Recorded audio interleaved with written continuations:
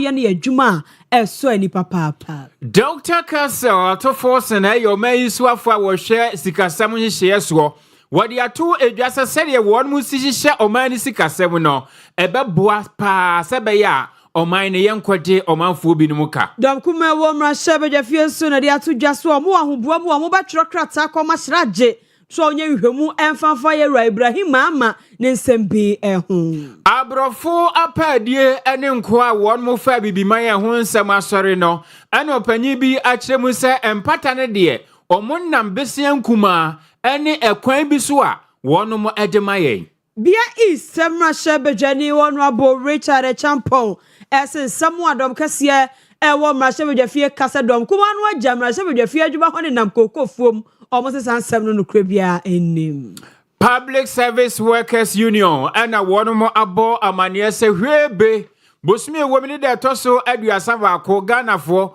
say am fee ani anka bibia nkyira ban a wo meye ye kyire wo metie atua pa enwere nsɛmbi ni afoforo bi aka we ho ne de beso so we are TV the precise 105.9 FM yenwere no sia kaseɛ bo enuanu mi no otie nkan mi din de adwoa nyako abrono mamene Nana Kwame Achimane Opambo Bolivia Enterprise so many Japan World Bank and Omasia Sena Kaseɛ boy ye de bro ntampa no yenti simwe na nsɛm no abegu apono so no ye no muasuko emfa emma ye hyase na ye de free mampanyi abedi etre Obefu Mokunyini Professor Jane Nana Wopoku Ajimai na kache na ene Ghana Export Import Bank jeze momonso edo mo efishie du afahye ahyehye so dwumade no ase na Professor Jane Nana Wopoku Ajimai enso ekoye no wakasa yo gina simpeso wakasa no de abasobo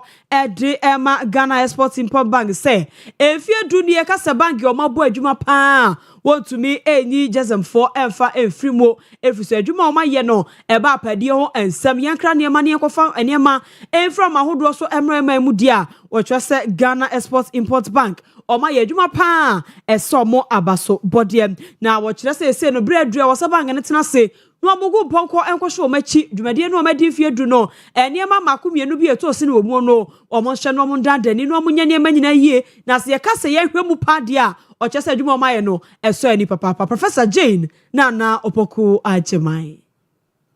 His Excellency John Dramani Mahama, as President, Ghana took the bold decision to establish the Ghana Export-Import Bank. We did so because no country can build lasting prosperity if it remains trapped in the cycle of exporting raw materials and importing finished goods. The rationale behind the law that established GESIM in 2016 was simple. If we wanted to create jobs, strengthen industries, and foreign exchange sustainably, and improve the structure of our economy, then we needed a dedicated national institution to support production, value addition, and export growth. The process combined other entities, IDEF,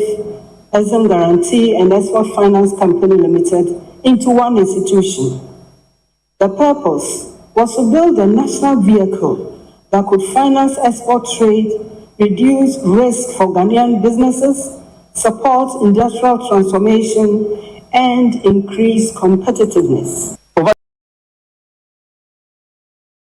Professor Jane Nana Opoku Ajimai. Dr. Kaseɛ to force na ayo my Ghana yenso afo awono ene hwesika 7 ntoto yeso wode ato edwase oman ne mpempenso ya beduru sesi ano eniwo kwanse sebe obi ene ne won hye a ewo se yede ne ka yetua bi ede ema no no yetimi ebu san hye ne so de biara da wo kyerese se wode obi ka na oni nipa ne ko entiase apam a ewo se sa apam ane hye no utumi edi so no de enya afa na eduru woduru ha koye antisi bia prekope na watua nipa ne sika ede amano ano no wo kyerɛ ekwan a wɔnom afa so a wɔnom asiesie ɔman ne sikasɛm fa pem ɛwɔ ɔman Ghana sikasɛm mu ene wɔnom de asisiye na adanse a wɔ hɔ a wɔtumire a na wɔkyerɛ esie ene obetumi akasɛ emu adanse die bi ɛyɛ Ghana inflation a etumi ehwan begina hɔ mu nkyɛmu miensa akyiri pɔ miensa ne nyina ɛkyerɛ sɛ ɔman no yɛhyehyɛ yɛ fa sikasɛm no yɛtutu ne yie ɛno akyiri no ɛne wɔkyerɛ sɛ wohwɛ International Monetary Fund a yɛne wɔnom de yɛnsa ahyɛ apamase anhyɛ a wɔnom pɛ sɛ ɔman no di so ne yɛ sikasɛm tumi tutɔ yie no ɛno nso yɛntumi emu akyiri da biara da ɛno ne wɔkyerɛ sɛ wɔnom bɛtɔ akɔso na ɛnhyɛ bi a wɔsɛ wɔnom di so no wɔtumi ayɛ ne saa pɛpɛpɛ no amano aso ɛna wɔkyerɛ sɛ ebere bi abɛsene kɔ a ɛkɔba sɛ ɔman Ghana ne yɛpɛ sɛ yɛde yɛ ho ɛkɔkɔdɔm IMF nti no yɛne nkɔfoɔ bi ɛyɛ nhyehyɛeɛ a ɛno nyinaa ɛyɛ afisɛm deɛ kan sɛ DDP Domestic Debt Exchange Program wɔse ne nyinaa no ɛnhyia ahodoɔ bi a saa bere no mu yɛntumi ani so no ɛni kwa sɛ ɛkɔba ne saa bio ɛne yɛtumi di so pɛpɛɛpɛ na aboa ama ɔman Ghana sikasɛm atumi aduru mpɛmpɛnso a yɛn nyinaa yɛhwɛ anim kwan Dr. Kaseɛ Atoforsen ne nsɛm ɔde to dwa bi enie. I can assure you that we have taken some significant steps to reform the way we do things and to make sure that going into the future, what we have seen in recent past does not happen again. Some of the things we've done, the reforms we've put in place, we have engraved them in law to the extent that this will ensure irreversibility. So I've said to the team here at the Ministry of Finance that never again should Ghana default in the servicing of our debt. As a result, you can see the steps we have taken is pointing to a track record of fiscal and debt discipline. This track record is there for all of you to see. You could see, obviously, from 17th of February 2025, some of the steps we've taken here. We were able to pay about 6 billion Ghana cedis in coupons that fell due during the period. And this is made up of cash and PIKs. On the 16th of June 2025, Fitch upgraded Ghana long-term foreign currency rating from restricted default to B- with a stable outlook. On the 3rd of July 2025, government settled 350 million Eurobond obligation. Then on the 7th of July 2025, IMF completed fourth review of the extended credit facility arrangement that disbursed approximately $360 million. We oh my Ghana so afọ wono ene hwesika sam ene ntoto yeso Dr. Kaseɛ Atoforsen. Dem kuma wo mra shebe de fie so na do mutiri mo pa di se o mo twa nkrata de akwa Commission on Human Rights and Administrative Justice Raje ni nyina efa yewura Ibrahim Mahama businessman ya mapanyi nwa ni mpon a wo yaman yi emu nwa no ko a wone ne company engineers and planner ni nyina da man no a they say no ono enenya contract no da man no a wanya contract no a de ba be man ne afei na nse ye ya mampanyi etu kwan ya ne nwa ne private jet ya wode koye no eno so ho sem do kuma ne chese niema bi wo niema mienu we mu a aso mo dwen wo mo ntiase huhu bi wo mu a entiase enim eno nti eno mbetro krata ede akoma sraje se sraje hwe ehwe na wonye nhwemu emfasa ensemi emienu ehwo mo chese o man na mamra no makwan se bibi koso o man mu na efo o man bi ho o man yi ba bi ho na sa wo ntiase atitiriu ene obi panyi bi a ne wo so ba ukra akonya so betro krata petihi ede akwakoma sraje na sraje enye emu ehwehwemu emfa ema omo so mo satiri pono a yebehu so betro petihi no ede akoma sraje so omo nye nhwehwemu emfa yewura Ibrahim Mahama ne nsem yenu ya maboso ehu yentim domkuma no ensem no mo ede etu minority is formally considering a joint petition with civil society organizations, professional bodies and concerned citizens on both the private jet arrangements and the Damai mine process as two manifestations of the same constitutional breach. The NPP, when it forms the next government, in 2029, 7th January, will conduct a full forensic review of every aspect of this transaction, the pre-bid conduct, the Commission's internal communications, the tender committee deliberations, the financing arrangements, the mobilization timeline, and every contract and letter exchanged. Those who manipulated this process will be identified. Those who benefited illegitimately will be held to account. Se Jade yi amampanyin aye yi a wodi ni nwan private jet e na tu kwan yi ase ye twasa boni bi de ato wan hwe yi na da che bi eno so akwakodi oman ne hwamo pa yenti eno so. Private jet. The president must immediately cease using his brother's aircraft for official travel for as long as Ibrahim Mahama companies hold, seek, or are in negotiation for any state contract, concession, or mineral rights. The presidency must publish a full accounting of all travel on Ibrahim Mahama's aircraft since January 2025, including dates, destinations, total cost borne by the state, and the estimated market value of services provided without charge. 3. The minority gives formal notice of its intention to refer the matter to the Commission for Human Rights and Administrative Justice under Article 287 of the Constitution for the determination as to whether the arrangement constitutes a breach of Article 284 and the President's own Code of Conduct.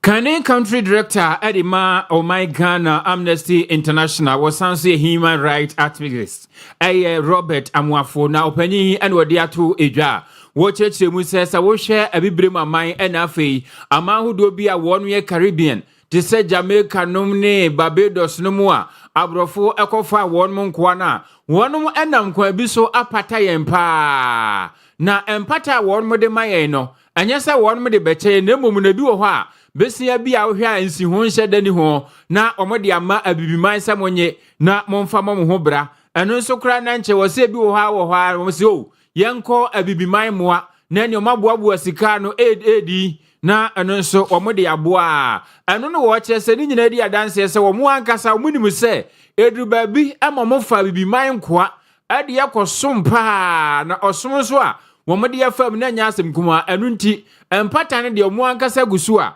womode ema abiman dada na yebu nkomponi akoyenchi ena opanyi chirechire mu se wohwe ebrabro ni kokko beto hye abiman so na ene enipa best of people mienu ene akire 12 million ene yefa won mo nko yetumi hwe odi yase akwatintin wowa bra best ne mienko wobetumi asoa gade wobetumi asoa mo pa na ne yede woko na yede wakodi pa ni ye hwibinum kunkum bi ni ade a ani nyina ya dia abrofu yi ade afamu na enradua yi ana his excellency John Dramani Mahama asema okopejaye ewo wiase amansanka mu ko won mu nhye mu di ase won mu koto ho aba ewiase na ama hodo a won mu hye UN mu no emu bese wo ha aduonu miensa 1 2 3 wo mu ato ede amaye ana emu miensa Israel di mu akotene US ni ade wo mu kire se wo mu de wo tutia onzu se obi ade obi adi pa ntiampe ye ba bi ntena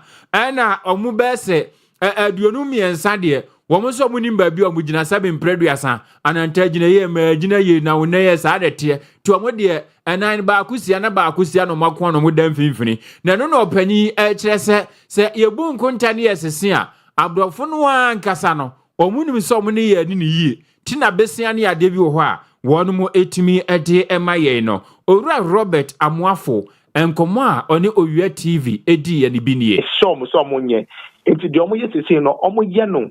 omo pemu se yenya mmara to ho a e ba behwe se oji obi ade se bia those days na be say fan say asante mine omo gold bi wo ho no ma bia omo hemfo niema no omo de ye na UK aban ebeje ne edaso wo omo ho a Mrano party say say almost signed the back ebema nkrofo back. Says they no more be on my say Queen Elizabeth say Japan we war Nigeria signed the madi ama mombeje madi. Na mrebia now. Onwa ni pemu no say ebia me nana bi beje madi bi ntimide mamu back. Say you start ye mra na eda ho a. Ye be say ye be make sure say sam mra no yakono pepepe. Oshe se no mu vote ye ne kra na vote no mo ye wo mra so no UN na nkrofo be bre no mo nananom ye sa slavery no ma vote ama resolution because omo nim bone omo di ne ehun sunsan so e be to omo nti omo vote for ebinu vote be bre na vote against UK then makomo hwan Portugal wa omo nyina omo vote most of them vote abstention and the US they vote against kra on Israel nti osha omo nyina nim sese ye de mra anase ye de beto ho ese ye ade ye de betimi ato ho se ye semo ya anase ye mudi masudie semo ya ebe ha omo nyina omo ye no omo dani sene ye no UN no mra na omo ye no enya ade e fa ne se ochina nkwa ye se obi aye bibi debi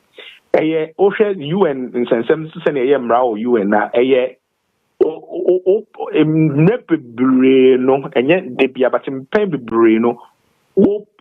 pa na o ya na say ade a eda ho a o ye because e wo ho sisi ano emra na ba no say omo ask for reparation to say Ghana any countries will be a slavery see no and see back together and start action and I say you started in niema to ho I bet me make sure say emra na ya no e ho ban fa so and yes, I send a Ghana name Kobe Breno. Obey I'm running better how you need him same row on the near the Boneno. Robert Amwafo or your country director Kaneno at the Emma Amnesty International Ghana was some human rights activists and what is Hanko Yuchi 220. They said the Owa no Akona Nankratemu, Bomonia de Trankine Sifi Nukutum, Ebiana Brunibi, Ebe Jail. Mofuma gudie de koi eno ma wona nanchene ti o kwa na o de nchene ne ko na wakwa ji gold na o de aba. How dare you? I to say na yenko ye nema e won samfufo mu ye kwa mahye na e honso e na second deputy majority chief whip onuko ya so na akobia east a wo ye mahye bedwane a osoma de hye wo ho honorable Richard Champon wono so se eya na edom kuma ne ta ka asem bia sa asem no ene wo gina so aka ne prenye prefa so omunya sa asem ne nka wo so omukọ mrahye bedwafie no omukoye adwuma ene abehu ana kakra bia bibiba na edrusi yenkan ni pa dom kuma ne so ena dom kuma no e wa ha ne yesua ena se no omde no atwintwa adwuma na mu na mrahye bedwafie wa adwuma aye basa eno osofo ya babonte a wo kire mu se eya na dom kuma no omo mu nte de omu nim hye ya ewo mrahye bedwafie ho ose mrahye bedwafie no wo mu nim se ebi mu ho a omo wo committee ahodo so na afa so plenary meetings ahodo so bekoso enu nti committee meetings wo mrahye bedwafie ho a emra ne kire se no wo twe anopa kan na committee ahodo ni nyazo mo meeting bi na mo ba ya na ene makwa akotena se na makwa akoye emmo no ndu no na tese no omapon na ene fie ho ansam na akasa nso atumi afrase na ene panyifo aka ho asam wo se ehye ahodo we nyina wo ho a emma obi akwan wo committee bia so a utimi ye wadwuma na kambe so opeso oba fie ho na sa be ye fie ho ankasa adwuma no a eno nso adwuma no ebetumi akoso wo se ya na omukodi nkomo na eduru wo na eduru ani bra afa na dom kuma no omdo na mbese ni esua eni esua eni enkrofo ni sua no omde saa no omde atwintwa aban na adwuma na emu a wo se wo ka kire dom kuma ne se wo tumi wi keki na nsa anka ho ma anka ankofa enu nto ka cho mo sese adwuma no mbe ye omo hwemu no omunya ni no omunya sede bia omododo no ya no omusa no epeso omode sai aban na adwuma opese wodi honorable Richard Champon nsem no ento aso we act in good faith and now we mrahye bedwane we name the rudiment of jihad 80 ya mamodwuma committees yesu plenary no ya shisha time transfer we have only tomorrow to rise. I shall say, say 2 p.m. By you may be below your building be a person. The same from 10 o'clock. Committee meetings, bit must start to be from 8, M10, number pound, and after adjournment. And appointment, adwuma no we hear obia so obia betena chamber ho because you name every day other people no fa now share chira committee do a etena sinyina yenim it is only say members attend upon a committee's work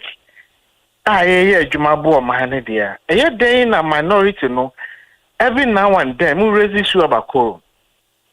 we have some 189 monko from and they try to embarrass the government and we in leadership and no she committees there 5 in Asia public interest committee in Asia foreign affairs committee another committee so Habib omo pushing am and they really quorum because of that you may say any intimanye any hajane house no when him say best start juma 10 o'clock na makwa for 50 meeting I also started the same time there yakoponi said the ranking member no and so chair a proceedings no only ho na mama nominate another member said them on the chair proceedings no na abai one the bills say a pass yeah raise chana nko a musu mo de ye kofi kura mbeti ma ye committee adwuma no eti say mo claim by members committee dia no ye members na doso 70-30 but say members na fi chamber ho say mo attend upon committee work na ma san da mo ha betena chamber ho say raise call me say NDC for no adwuma and decide I am pon adwuma and can you eat your cake and still have it? Many members na me invite them say yen ko chamber nen ko start because na person passive vote for money office bill no and yesterday they were able to pass it but the chairperson no and no point so presided no by chamber or before because I madam for me na apartment the same time but Honorable Richard Champo bia is Marshall Bedwani no I just say him such na na Marshall Bedwafie no eja omo tum de na aye rabagwe efra ekura ne key omo ko di Easter ha omo ko di Easter ne bite wo chese beer bebre wo ho ya ban na dwuma wo se chena no omo jaso na ko omo ya bibia kama amodom kuma no masa mi committee meeting tambe ya musase 10 ne so na Marshall Bedwafie no kwatena se a oman na dwuma no omo kwa akoye tibunim se adwuma na bi chen bi dia ebi nchen bi na ne nyina ye Ghana chechede de na mo committee meeting no a wo mo be ka chi na bo Marshall Bedwafie na ko mo so hebe no ho nsem no maka na wodom kuma ya musa beta me mo nsem apagya mo nsa na ma ye he kono mo he ngofo ni so na mo he mo ni ha na ye sa na ma ban nwuma bebre atwetwe so na Richard Champo ebia is Marshall Bedwani no so e de ne hawo atodwai na ya mo bo mo ni ebibo ensamanfo na mo hwena abobo dia hwena abo ne ensamanfo o kon samanfo mo asama bia hwena abo acho me nko samanfo na no akon samanfo ma ko bi da na gogo vum no makwa wi abuzia ma yentu akase bono eso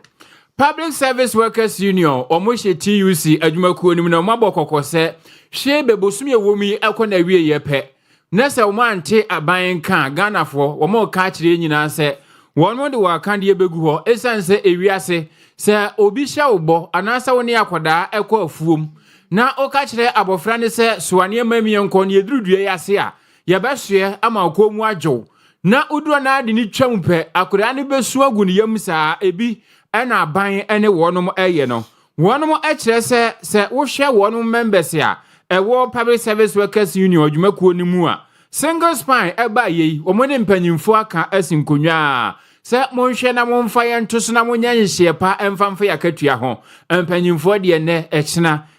echina bohye adane kadan anu nti wonum so oni bibia obeye se wonum de wakande begu fom no wate mpanyimfo so entasikoko na krata wonum de ba bonten so wia TV ensa aka bi no ana wonum se krata kro ya wadi bi akoma fair wages and salaries commission se wonum nye na wonum nhwem afa asoye ya ehwe oman Ghana sika samonhye so nso no waka bi de akire wonum a se empanyimfoi monhwe na muni so kofi wa omambo ye mfi taduku a besi sabdo monhwe eni nhye ne so womo se bibia ye kan se institution specific allowances and what's wotua adema Public Service Workers Union no besi sabri wonum nsa enkan anu nti ɛna wɔn mo ani abiri na wɔn mo ɛkyerɛ sɛ wohwɛ aban a wɔn ne na di nkitaho bebre na aban de kɔbra na wɔn si de atwa to koraa no na October bosome de to so aduonu baako ɛna wɔn ne Wages and Salaries Commission ni aban ne nyinaa kɔtena ase ana wɔn si nkonwa kama ato adwen di ho ano baabayɛ aban so munya abotremetua mamo wɔn si besi nɛ aban ayɛ kofi wa wɔn fi wɔnom enti wɔn ka kyerɛ ɔmanfoɔ nyinaa sɛ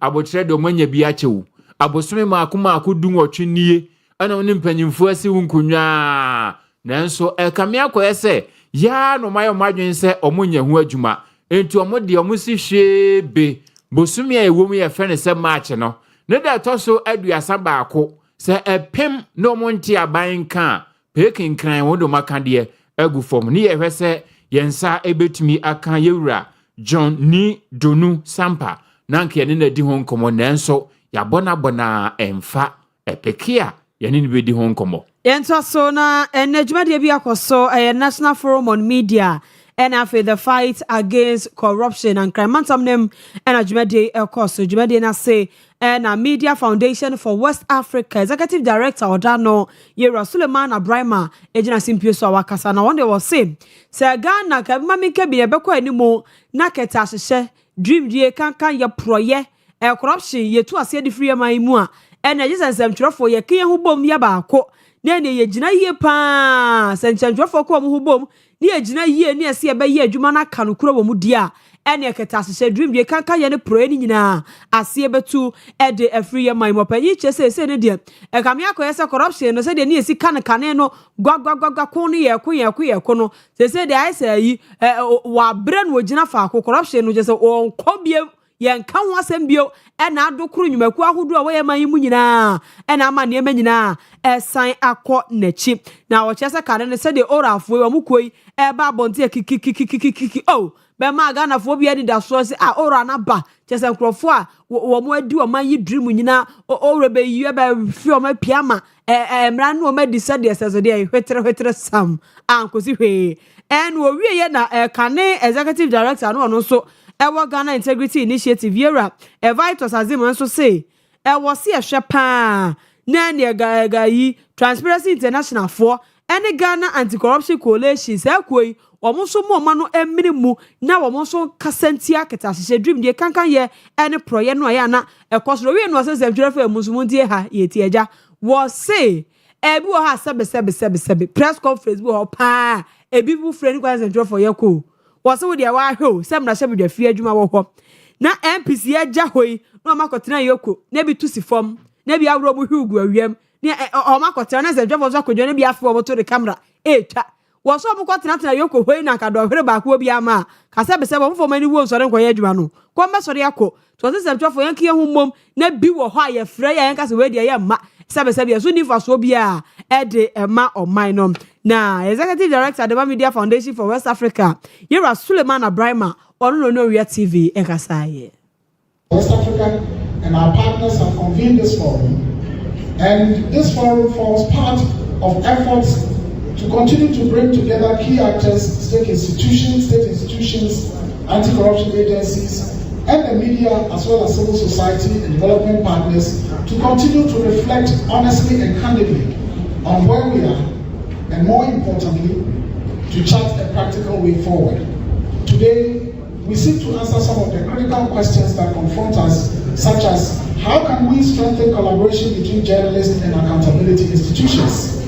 What reforms are needed to ensure that investigative findings lead to concrete actions? How do we better protect journalists while promoting ethical and responsible reporting? And how do we rebuild public trust in our accountability system? Recently, initiatives like, not too recent, but of course, Oral and the others have not been long in the system, and these are mechanisms that give some semblance of hope that perhaps we are beginning to take our efforts against corruption quite seriously. Of course, we do recognize that they come with peculiar challenges, but these efforts can only succeed if they are supported by strong, independent, and well-resourced media. At the NFWA, we firmly believe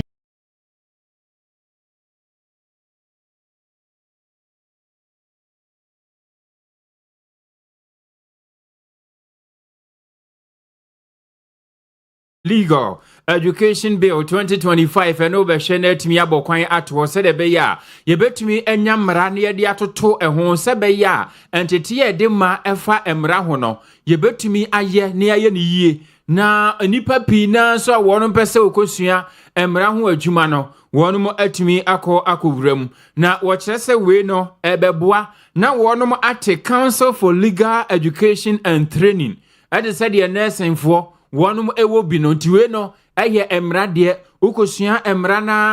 na won ma hye enso bia wo se ochiro ne watumi achiro kama na onso aputu watumi aba be ye bi anu asi we ni say no omonso se behwe se de be ya Ghana School of Law ebeboa na watumi de tumi krata ama o my Ghana suapon ahodo binom na eba so omonso pese omo kire mra ho ade ewo suapon ni mu a won monso atumi akire na wasi we na aba ne sei no ebe bie kwan ato ti okosuapon ahodo mu a kososa ahodo bi abesa wo ye ede famra ho no na watumi akoye eduba bia wasa wo kiro nso hwe a ne wanya kwan akiro ne kama ensi ukwan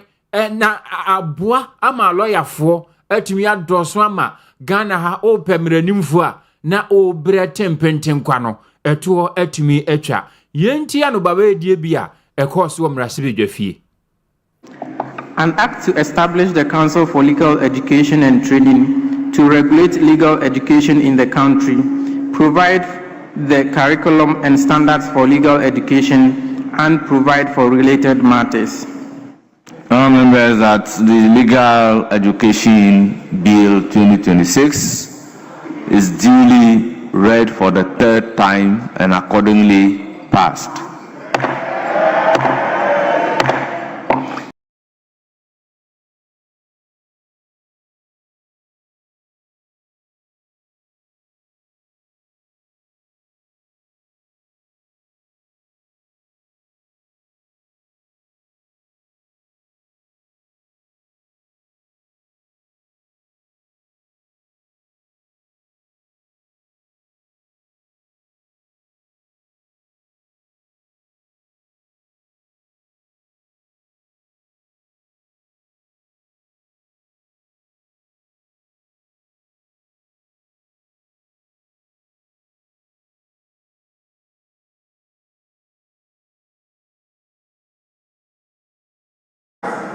This was a major campaign promise of the National Democratic Congress. And as has been typical of the National Democratic Congress, promises made are delivered. We've made promises and we are delivering on those promises. We promised law students that if they voted for us, we will carry out reforms that will ensure equity, fairness, and access to legal education. We have today successfully passed the bill. We believe that this is the dawn of a new era, where all students will be fairly treated. Adam Kaseɛ omrasebe dwafie ba no dani owura mahama yarega na no si ye na Adam kuma omrasebe dwafie ba no dani owura Alexander Kwame na afenwoma ake wosahene ene wo kire se de eye a mo hye ebo a mo ba ya mo de aye adwuma de wasori agina gogoti ana adon se pempem mo bosa mo ye obi a mo hye ebo a mo di so ana wo ka kire mo se mo hye Ghana fo bo bebre no de enwum bi obeto mo ye dasebe jamna nwom Sherry yo and this bosha moshe mafumo enti sa omo hyabo a aya wo munni so no ma hye Ghana fo bo bebre a mo ba yi wo mo mfanye adwuma. All of us have participated. This is not a bill that identified with a particular party. I concede indeed that they made it a campaign promise. I concede and I'm happy that as leader of the House, he is sharing the success story of his government. What else can a leader say when he has succeeded in making sure a thing like this has happened? Mr. Speaker, however, they equally promised that there will be women banking. That they, Mr. Speaker, that they were going to set up a bank for women. Mr. Speaker, we've done with year 1. Year 2, we have not seen the women bank. 2, Mr. Speaker, they said that when they come into office, they would introduce 24-hour economy, 1 job, 3 shifts. Mr. Speaker, they said that even if you are weeding at night, they will give you torchlight to weed. Mr. Speaker, again, they said that as for source sourcing, they will never do source sourcing. Mr. Speaker, the president spoke about source sourcing at the manifesto lunch when he got into this chamber for the Alexander Kwamina Afenyumaken and da Edonkumana no and watcher say NDC for yes some of the ones sabe pimpim bono kwasimni wona oda Edon Kaseɛ na no wa ban ahyebo wadiso eye nemo mu no mo hye Ghana ma bose mo ba mo de emasi kakrabia ebeba Women Bank besi sabri monyeye mo ka kire Ghana for say 24-hour economy wodi asempa na bo 24-hour economy. Ama mukaya se chese adwuma baako enipa miensa na beye. Mukaya se obi kura pese wodo anadwoa. Mama ne talk light. Na wode ahwe, ni watumi ado. Mobile 24-hour economy na way. So sing mobu mra no so. Nti mo hyebo a na modi so kwamena afenwoma ken nsem bi no. Enim sa kakra bi na World Cup no abaso my Ghana yeso yeguswa. Yawa hubuwa mu aja ya Black Stars si wamukwo jina ya na mu a akɔhye goals wodi ani gye ede abre omanje na enam so ama national fundraising drive bi ekoso man mu nyina na yeyi teku ne sempo ade aboa ama omo so kɔ no nya sika na kɔma akɔde omo ama omo akɔtwa ahwe park so ama bi akɔto ampa ho ama ebewie no omo de akoma ababa bedi agro and I'm so ama abino Ghana man pay His Excellency John Dramani Mahama the $30 million say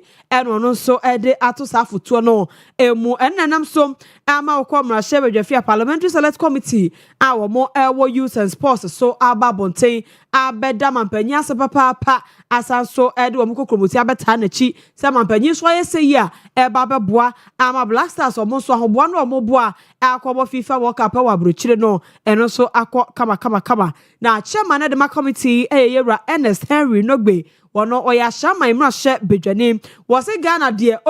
adia ba ko a emfa titemu ma ye ntamwo de nkabo mu ba pa de uhwe mu pa de a ye bo ne so ye nka nkwa kire Black Stars si na chese omukuro kwa ye kakra yakoma na toda na ejo mu di agro de ne so ye be ndai o se Black Star no ya de kaye nyina ye bomo ti akoba se amampanya tu sa na moyi aboa power and motivate kese na ebre players no a omo so be yire omo ho ne dru ho a omakobo no maboni na abotie no sisi no omagibe ede ama ye man yi we no say it is in this context so hu no eso enti wo frɛ enwabu awodo ankrankre obi aka bie won bia oteku no sempoa bia won so fa bi ebeto foto no a wo mo abie no na moa na Black Star World Cup ahoboa no mo ye no omo so nye sika na wo mo emfa enye yewra Ernest Henry Dogbe yentie no that the committee fully endorses the national fundraising campaign to mobilize resources to prepare the Black Stars for the tournament adequately. We recognize that modern international football requires significant investment. Preparation for a global event of this magnitude entails substantial costs related to logistics, technical preparations, player welfare, international friendly matches, and overall team readiness. The campaign of raising $30 million, ladies and gentlemen, is both justified and necessary. These resources will support Ghana's participation in the World Cup as well as critical preparatory activities to enhance the competitiveness of the team. Adequate preparation is essential if Ghana is to perform creditably on the world stage. However, it is important to emphasize that government alone cannot and should not bear the financial burden of this undertaking. One Henry no gbewie ye wamananso ho a wo se akwanya yi o manya yi asa committee wo mo ejina Ghana na mo wo World Cup ntutu ye ne dwumade nyina ho no ya ho ademo mo ene sanso ya akwanya ya sodie kase ena abedo mo so mo gide mapa se we no omo bo mo yie na Blasters de so ye ta o ma chachita pa no omo nya de omo behia bia o adai omo kwa ade anya bo ne so omo kobo omukobo aboniye na face omu de mo nyamhye abre ye man Ghana and other relevant institutions to ensure that resources are used efficiently and effectively. Beyond financing, the accountability, the importance of coordination among stakeholders cannot be overstated. Ghana's success at the World Cup requires a coordinated approach involving government institutions, parliament, the Ghana Football Association, the technical team, players, private sector, and the general public at large. As Parliament, we are committed to facilitating constructive engagement among these actors to ensure coherence in planning and execution. Our role extends beyond oversight to ensuring that all stakeholders work collaboratively toward a common goal. At this critical juncture, we call on honorable members of Parliament from both sides of the House to rise above partisan considerations and support this national endeavor. Football transcends politics, and the Black Stars represent every Ghanaian regardless of political affiliation. Ashama Imrashe Bejeni Honorable Ernest Henry Nogbe and ono so yete ninken. Adam kuma wa mrashibe jafie kandi fo sanso ye futum pesu aso mrashibe dwani eye Alexander Afenyo Marken na wodi ato New Patriotic Party meche NPP amanyoko ni ma animu se wonu mo enye adwumaden se de be ya mfimpino ane aduonu nwotwe abato no wonu betimi enya Adam dodo e wo mrashibe jafie na we woni NPP amanyoko no emma One awusiapon ahuduma waka won ho abom yefre won se tertiary Students Confederacy Tescon ena wonum ehia ya na wode etu wonum anim se omunyanka bomu na afensiye wonum adeye adwumaden a wonum betimi adi nkonim won fimpino ane adunu nwotwe abato no emo na wo kasa na ene wo se mprempren no omo ye bese de wotwe nson e wo mrahye dwafi hode na se de osika se wo mo ye mighty power poti ano musim rahye dwafi ho no anye se bia no tuhunu kwa no wo kan wo se adwuma ne de won mo ye pa omo ye mighty minority ano omo wo rahye dwafi ho nom ekon mo fa so ye won mo niema na adam kase no kro mo ye beso ha ade wo twen nkro ne ade no omo ntumi nya ne sa wei a kire se nka omo doso a ankom be ha dwen kombe se abo na ntwie na afei abo efense apapon no okoko kire na ntwie se ha na ntwie de wase yo na nka minya wa ho ade ni bia me ko dasani ko okumi anko be brese na ose omo donkum omo osisi ano adwuma omo ye ne so munya don kese se ya womo kokora na ose owatenkami woni mu se emfimpinu ane edunum de esi ya NPP amanyuko di nkunim won fimpinu ane dunsia bato mu ba ba mu mfimpinu ane dunso mu bebu o man no ebi ane woda so ehu no wose sesei NPP fo se o makoyi wo mu Frank Akurafo awie Dr. Alhaji Mahmoud Baumia and this for na twentweno mo bo se o mpeso mo de Mahama batete mu se o mpeso mo de hwan yo ano de o mu asem de aka ne se NPP amanyuko no wonu be ye adwumaden Alexander Afenyo Marken. This party. We are 87, but trust me, come to me.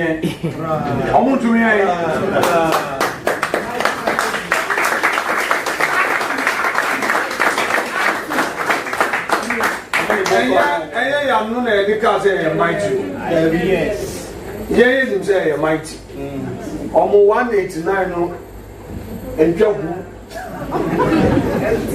Almost 189 here, empty 189. Jane and you crop parliament. This time we want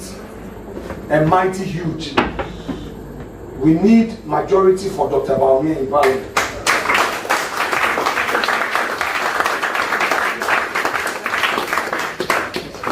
And let me tell you one thing. The feeling I had in 2015 is the same that I am feeling today. 2015, I had this feeling, said, look, no matter what, we need 2016.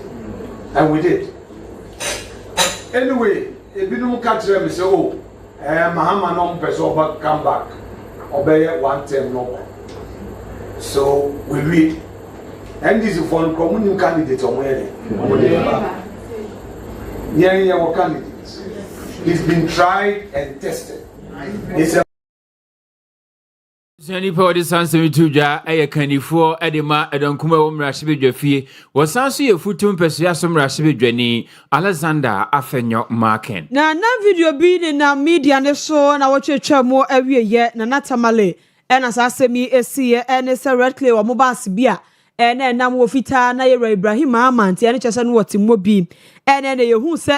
mema mai bi ene na nam ho a womo kwa kasa ya ebi chese odin sakra ke kanu a Ghana fo bi si Ibrahim Amanti kura tu enam sasemi ho sasemi ena ye kasa ya yera Ibrahim Mahama enso chese wone Ghana police mpanyimfo akotase akodi nkomo efa nanu asam no a ekoso ewo tamale no na wo chese sa operation yi ekoso yi IGP special operations ena nanu mkojenya na bas ne ho a aso omodo omo sai kan no kakra na ye Black Maria fo womo ene kodi sa dwuma no wa chese wone IGP akotena se akodi nkomo mpanyimfo aka che ne se omodi hwemu mapa atofo mo ye hwemu e de fa sansem ni nyina ehun no wogidie mapa se agya omo wie bibia de nam so ma sa Black Maria foi ebe pie bas ne ho a omo koye de omo ye wo ho no ni nyina ode ebe ba betudwa yentie yera Ibrahim Mahama. People are found guilty. I'm sure there will be some jail time or there will be some other things. I don't know the kind of decisions or the actions that the police takes against their kind when they find them guilty. But at least the idea is that young people around the country who believe in the government at every point, at every level, they need to know that at least they're safe when anything happens, as the IGP has done. Because maybe in a different level, they wouldn't have called us. But the fact that they called us to come to Accra and they moved their matter to Accra shows that the police is very serious about it. And they want to be able to make sure that at least there's some kind of justice that is served. We caused the whole thing. No. But that's the thing. That's why the police is doing the investigation. Because if you are in your car driving, and then you have an altercation, even if you have an altercation with someone,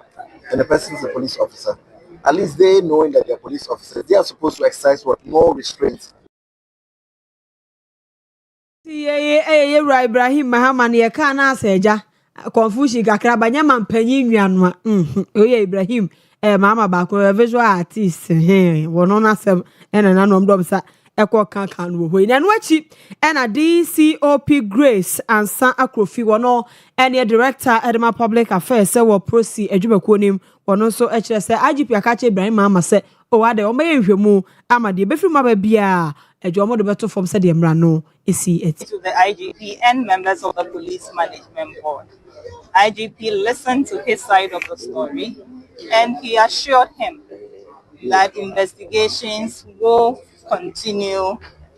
till we get to the bottom of this matter. As most of us may be aware,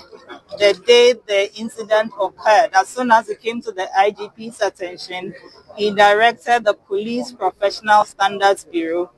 to commence an investigation. And we assured the public that both the criminal investigation and the professional conduct investigation both will go on alongside, side by side. As we speak, the regional command has done a lot of investigations so far. They've taken statements from Mr. Ibrahim and his team. They have visited the scene. They visited to check up on him at his residence. Today, they have come. IGP has heard them. He has directed, among other things, that the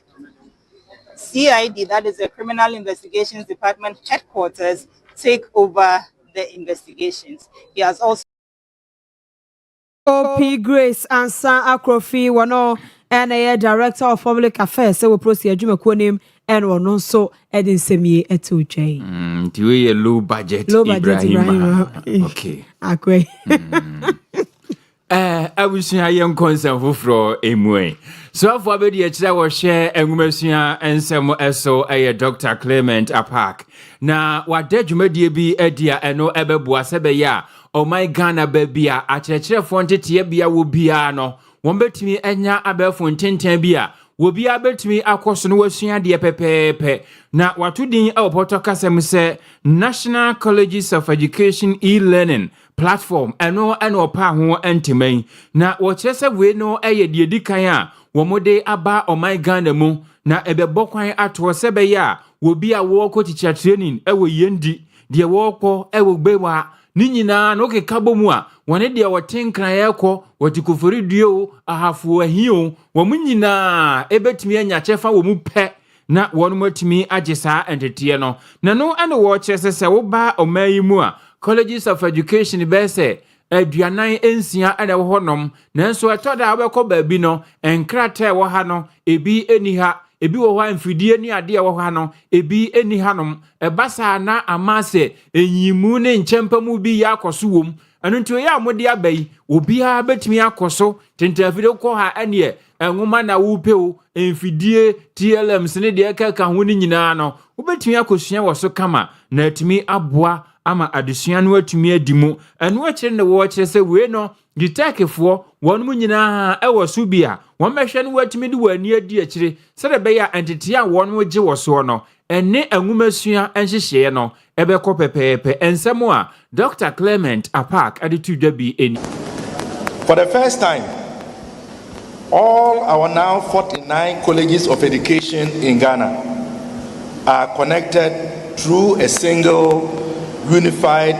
digital learning environment. What does this mean? It means equal access to high quality learning resources regardless of location. It means enhanced collaboration among lecturers across institutions. It means opportunities for shared learning, innovation, and best practices. This platform also strengthens assessment and accountability. By integrating digital tools into teaching and evaluation, we can do the following: improve the consistency and reliability of assessments, reduce opportunities for examination malpractices. I therefore encourage our principals, our faculty, and our students to use this platform to conduct research. Dr. Clement Apak ayo meiso for be the church mesua eso and what is answer me to ja. Yako head and missionary in charge of Ahmadiyya Muslim mission what the Mauvi Mohammed bin Sali wono and so akasapana and kasawe no de abasubo and eko ediama engumasua so for Yera Haruna Idris was so share Yera Haruna Idriswa o ma emu nyina ase de osifa so wo ye na dwuma adwuma kuta no ose so afofhwe ngumasua nsam so ekwan a ode ahokeka ye na wotumi de kane de no ene abafo ngumasua kwan ne ma so kabom ye adwuma no o kyeresa mpa honorable Haruna Idrisu opanyi bia ewo so omba na baso pa na ye nka ye ho ya wo nche bia ene omo akasa to omo safre no ewo ye adwumadie bia na ekoso ewo Jahana Ahmadiyya College of Education no omo ye graduation ene omo to omo nsa de frɛ yera Haruna Idrisu so omo ye panyi ewo adwumadie no ase ewo wa wonam kwa so kwa wa no a ene wo hoshi accident bia eje no so na ya rohosem na so ni nyina mu ne ho ya yeda ala ase na no ena panyi kire se sade accident kura si ye na eno no kura no eno achi wo fa so ye na dwuma ene se de na ho keka setie no e wo sa ye Haruna Idrisu omo bona ba so kwan soro ko pa eno nti ene nei wone ne missionaries ni nyina kabo mu omo kosra no e wona tena ye e won kran ya omo so ekoda na se esan so ekohye ni nkran kire sampa dwuma so no wo ye e won ngumasua so ye ho no omahu omo no so omahu so de ala ehu eno to omo sre ala ho nhira e de ema no yentie se de Mauvi Mohammed Binsali ede ensem no eto. That a high government official, might let's talk of even a minister, also visit that college since its inception up north. So yeah, the mere fact that he had accepted the invitation to be there was quite a source of happiness, enthusiasm for the principal, the council, the college council, the teaching staff, other staff and workers of the college.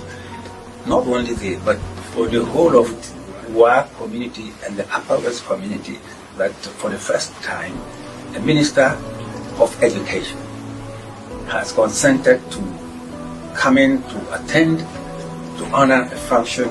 of the college. So you can imagine the spirit of the student. He was involved in an accident, a car accident, just before getting to Tubu. And that was quite tragic. And it was very, very, very serious. And if you saw what really happened, you would only conclude that it was Almighty Allah's wish that he should be alive. So, honestly speaking, we, as I stand here, and these my colleagues, the guilty conscience. Panya yetini ne wano ena ye head ena fe missionary a share Ahmadiyya Muslim missions for the Mauli Mohammed bin Salih no so edi abasoboy ejani nwanum nwanemu edima ngobesia so afo Honorable Haruna Idrisu. Ora Dennis Kwakwa nani eda so se David obeye domfrefo ede ama NPP amanyuku no ewo Asante Mantamo emo wodi ato edwase NPP amanyuku anamo wo no mutu a ene wo twotwo din na wo fremanfo se momra o momfam homedom amanyuku no bi kase we na nhwen mu no moye ani bia na so ya enkosi ba bia no wo chese nye sawo ade se NPP amanyuku na adwuma no mo yewu omo bo mo modern pa sebe ya ekuma no betimi atwetwe wondin na wo hye omanfo nyina nkran sese wodo NPP amanyuku na ko ne ko twere wudin niema atumi krata chese no kwasem ni woye amanyuku ne ba osiwe na beboa ama wonso ne se ko basa amanyuku ni si agina watumi akosi agina ni bi ode sanse me tudwa no na wo chese wabobo apra akasa kire manfo sebe ya eberebe so ama NPP amanyukuo ade wonu di ntro na kwa wiye omanfo wonyamfa wo hu nkohye mu no wonu betumi akoye Dennis Kwakwa nensembi nie na kanensia beboa mo na mo so matumi atwe mu di abra adaje amu ni me ya kwasi ba ba roti na ya ha etubo ho ya na me Dennis Kwakwa kasa be boboa edoma no ma MPP wa Ashanti region no meduma dire na ma sha ase ne no ba bia nipa do bia meko ba bia dom bia e bebe ho mo ba bia sase ya kasa be kasa ba bia se ebu kotobi ebebu ba bia se man cheche mu bia be cheche ama MPP dodo a egrofo se akofom na sa pege na president Kofa be see as kwa interchange you see yes see anya hwa ma asante obi so atop ejipeti wo so na do asante you see interchange anya hwa do penti ya na ebi aboti e be tira oba ya da di atra asante man over the years oduma ya be cheche ma tira manfo de ya ntumi anya so no yes say e patch de wo cheche mu ye be tire ama MPP no asa ya MPP bi wo asante na anu tira na mahu ya Ura Dennis Kwakwa nani eda so se David obeye domfrefo ede ama NPP amanyuku no Asante Mantamo an wode sansem tudwa wabra kopie mu pizza te dumni ade na one Ghana de hie edin komo Kaseɛ bone simuna ase de bi ma Jabo Livia Enterprise omo and the future life smart food ede ya beriye bremu nuane a nipadua na ho de hia nyina ewo mu ma na we no be hye okama de kumi kra ya wo skin wo kala no a ebe ma na to so na hana no edura nwumra nya afi na akodi aduane dududu bia no abehye na waye se to twe wo na mo na ye from puru ni ehuru wo da bi okwaje future life smart food nnuane pani bia nipaduane mbe kama obeye kama na wompom so aye den na ba bia ehia bia de ehia bia ema nipaduane nutrients no abomu ema ewomo o metwe kwan wo so for line alignment o mo pata say kwantempo no so for ya Bolivia Enterprise L0242 87890 and that's 0246 010 150. Jabinra Bank si enkanchira wo se fa ho bedom wo mo na emfaso beba so ama wo debio menye se oluma bia ne wo fa ase no mutu no fu no mo ka kire ne se wo fa sika wanyan miemfa bi nsie mawo na daachi bi o pa ye dia mawo no ka kire wo no se me wo fa ase se enkankan sini dan a nyo bi ne konsu ma no da bi menye saa fa bi ko Jabinra Bank da bi eso beba mfaso ama wo ene yesi shares bra na wonso for sika ebe she bank nim na afeso ni yebu nkonta asese a watumi akasa me ye bank wura emfaso pudu ebeba so ama ono enye asenkuma 41 years ni ana Jabinra Bank asom Ghana de hye afe yese shares ne dan chen a fixed deposit nso hye wo ho eno bosume miensa abosumi nsia ene abosumi dumienu na sika ne da ho awo ma osetam osebra enne nyanhyehyeye na wonsu sika no emfaso emraso ema ba ne savings ena afei se ope besia ko Jabinra Bank na wonom baboa wo kama pa aya na wafre wonom ene wo madi nko e wo 0544 0544745856 and 0242387498 and I say for phone nebo star 389 star 984 hash na onsu din hye so na wabeka ho Kasebonu mu na se de ma newsroom adwumayefo enyina kuku achando ewo ho one akosua somua wo ne bobo ansem no ede ema yesamfo yera asante yeboa Benedict on so ede ema yen MCR director eyobaya Grace Simon wo ho na afi nana ya enso ewo ho no Mr President Nelson enso eka ho bibuji wo nyina eka ho na afi papa ni omunyina kan bi na kaseboy yede ebe somwo enwumre akenkanfo eyeme ajua nyako abro no mamene Nana Kwame Achimad Opambo.